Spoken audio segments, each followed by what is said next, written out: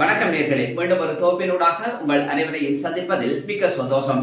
இன்றைக்கு தமிழ் அரசியல் பரப்புல பேசுபொருளாக மாறி இருக்கிற விஷயம் என்னன்னு சொன்னால், நாடாளுமன்ற உறுப்பினர் ராமநாதன் அர்ஜுனா இலங்கை ராணுவத்தை புகழாரம் சூட்டி அதுவும் சிங்களத்திலே பேசி இருக்கிறார் என்கிறவாறு தகவல்கள் வெளியாகியிருக்கிறது. இந்த தகவலை யார் வெளியிட்டதுன்னு சொன்னால், கொழும்பிலே இருந்து வார தமிழ் பத்திரிகை ஒன்றுதான் இந்த தகவலை வெளியிட்டிருக்கிறது. ஆகவே அர்ஜுனா ராமநாதன் இலங்கை அரசாங்கத்தை அல்லது இலங்கை ராணுவத்தை புகழாரம் சூட்டக்கூடியவரா? இது ஏற்கக்கூடிய விடயமா? ஏன்னு சொன்னால், இன்றைக்கு தமிழீழ விடுதலை புலிகளின் தலைவர் வேலுப்பிள்ளை பிரபாகரன் அவர்களையும் அந்த போராட்டத்தையும் இந்த மாவீரர்களுடைய தியாகங்கள் பற்றியெல்லாம் இன்றைக்கு வெளிப்படையாக, அது நாடாளுமன்றமாக இருந்தாலும் சரி அல்லது பொதுமக்களுடைய சந்திப்பாக இருந்தாலும் சரி அல்லது அவர் ஊடகங்களுக்கு கொடுக்கின்ற செவியாக இருந்தாலும் சரி, நிச்சயமாக விடுதலை புலிகளின் தலைமையையும் அந்த அமைப்பையும் அவர் பாராட்டி புகழ்ந்து பேசியதை பார்க்கக்கூடியதாக இருந்தது. அதே இடத்திலே இன்னும் ஒரு முக்கியமான விடயம் என்று சொன்னால், விடுதலை புலிகளுடைய போராட்டல், குறிப்பாக ஆனையிறவை விடுதலை புலிகள் எப்படி வெற்றி கொண்டார்கள் என்பது தொடர்பாக எல்லாம் ராமநாதன் அர்ஜுனா தன்னுடைய யூடியூப் சேனலிலே கருத்துக்களை வெளியிட்டதையும் அவதானிக்கக்கூடியதாக இருந்தது. ஆகவே நாடாளுமன்ற உறுப்பினர் ராமநாதன் அர்ஜுனா இலங்கை அரசாங்கத்தை புகழ் பாடியிருப்பாரா என்று பார்ப்போமாக இருந்தால், நிச்சயமாக அது சோடிக்கப்பட்ட ஒரு கருத்து என்று பலர் கூறுவதை அவதானிக்கக்கூடியதாக இருக்கிறது. அந்த நிலையில்தான் ராமநாதன் அர்ஜுனா அவர்கள் சில வழிகளிலே விடுதலை புலிகளின் மூத்த தளபதி பிரிகேடியர் பால்ராஜ் சமாதான கால பகுதியிலே அவர் சிங்கப்பூருக்கு சென்று சிகிச்சை பெற்று வந்தார், இருதய சிகிச்சை பெற்று வந்திருக்கிறார். ஆகவே அவர் வன்னியிலே இருந்து கொழும்புக்கு சென்று பின்னர் சிங்கப்பூருக்கு போயிருக்கிறார். அந்த நேரங்களிலே இலங்கை ராணுவத்தினர் அவரை பாதுகாப்பாக அனுப்பி வைத்தார் என்கின்ற போர்வையிலே அவர் சில வேளைகளிலே கருத்தை வெளியிட்டிருக்கலாம் என்கின்றவாறும் இன்றைக்கு தகவல்கள் வெளியாகி இருக்கிறது. இருந்த போதிலும் இன்னும் ஒரு விடயத்தை நாடாளுமன்ற உறுப்பினர் ராமநாதன் அர்ஜுனா கூறியதாக கூட நேற்றைய தினம் நாடாளுமன்றத்தில் தெரிவித்ததாக கூட சொல்லப்படுகிறது. அது என்ன விஷயம் என்று சொன்னால், கனடாவிலே தமிழ் மக்களால் நினைவு தூவி அமைக்கப்பட்டிருப்பது பிரிவினவாதத்தை ஏற்படுத்துவதற்காக அல்ல, அல்லது இந்த நாட்டிலே பிளவுகளை ஏற்படுத்துவதற்காக அல்ல. அந்த மக்கள், வலியை சுமந்த மக்கள் தங்களுடைய உறவுகளை நினைவு கூறுவதற்காக மாத்திரமே நினைவு தூவியை அமைக்கப்பட்டிருப்பது என்பதையும் நாடாளுமன்ற உறுப்பினர் ராமநாதன் அர்ஜுனா கூறியதாக கூட சொல்லப்படுகிறது. அதே நேரத்தில் தான் தற்போது சிறையிலே இருந்து வெளிவந்திருக்கின்ற நாடாளுமன்ற உறுப்பினர் சாமர சம்பத் நேற்றைய தினம் நாடாளுமன்றத்திலே உரையாற்றி இருக்கிறார். இந்த உப்பு தொடர்பாகவெல்லாம் அவர் இனவாதத்தை கக்குகின்ற வகையிலே எல்லாம் அவர் கருத்துக்களை வெளியிட்டதையும் அவதானிக்கக்கூடியதாக இருக்கிறது.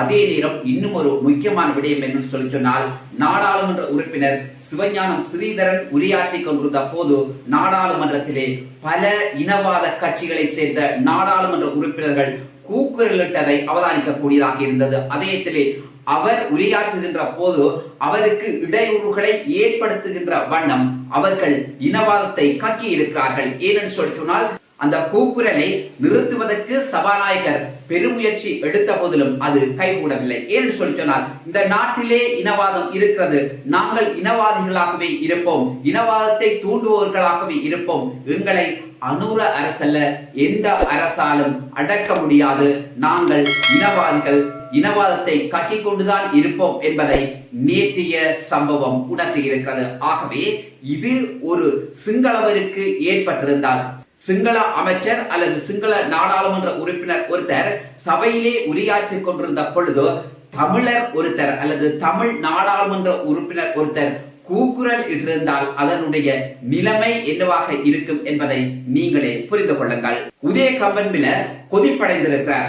அனுர அரசு தொடர்பாக அல்லது ஜனாதிபதி தொடர்பாக பல விமர்சனங்களை முன்வைச்சிருக்கிறார். ஏன்னு சொன்னால், இந்த யுத்த வெற்றியை கொண்டாடுறதுக்கு அல்லது அந்த நிகழ்வுக்கு போறதுக்கு அனுரகுமார் திசாநாயக்கு விருப்பம் இல்லை. ஏன்னு சொன்னால், அவர் புலிகளுக்கு ஆதரவாக செயற்படுபவர், புலிகளின் நிகழ்ச்சி நிரலில் செயற்பட்டு வருகின்ற ஒருத்தர் என்கின்ற வாரெல்லாம் உதய கம்பன்பில பலவிதமான கருத்துக்களை வெளியிட்டிருந்தார். ஆகவே அனுரகுமார் திசாநாயக்கவை பொறுத்தவரையிலே இந்த நாட்டிலே யுத்த வெற்றியை கொண்டாட வேண்டிய அவசியம் இல்லை என்பதை அவர் தெளிவாக சொல்லியிருக்கிறார். இந்த நாட்டிலே இழக்கப்பட்ட உயிர்கள் யாருடையது சொல்லி சொன்னால் இலங்கை வாழ் மக்களுடையதாக இருக்கிறது. அது தமிழ் மக்களுடைய உயிர்களும் பறிபோய் இருக்கிறது, சிங்கள மக்களுடைய உயிர்களும் பறிபோய் இருக்கிறது. ஆகவே இந்த யுத்த வெற்றி கொண்டாட்டம் என்பது தேவையற்ற ஒன்று.